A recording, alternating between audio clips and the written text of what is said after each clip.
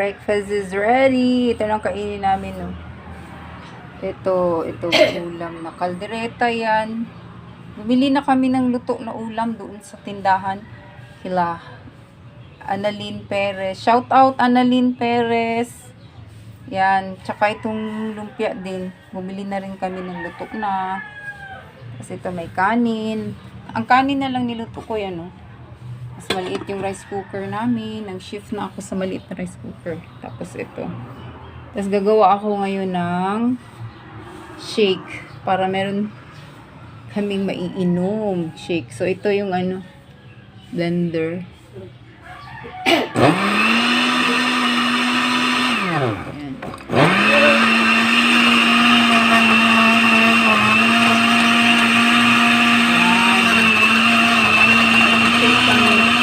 Ang nilagay ko dyan na prutas ito, may pinya, watermelon, mango, apple, may grapes pa yan, tapos tapos yung iba't na condense. Hindi ko na nilagyan ng sugar.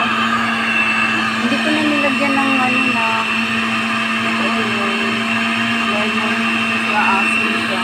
Hindi ko na lalagyan ng sugar yan.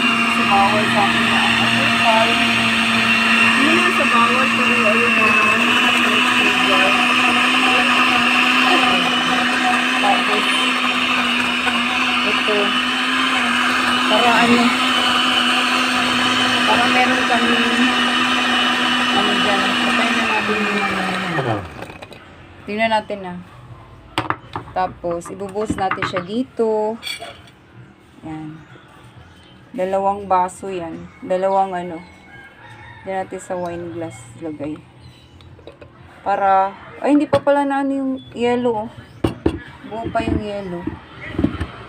Ulitin natin. Hindi pa pala siya na So, ganun natin. Itong isa, ibibigay natin to dito sa ating ayan. At sabihin mo, Mamat. Ayan. Nangayayat to. Yung aming dito. Sige, magkain ka na. Kain na dyan, kain.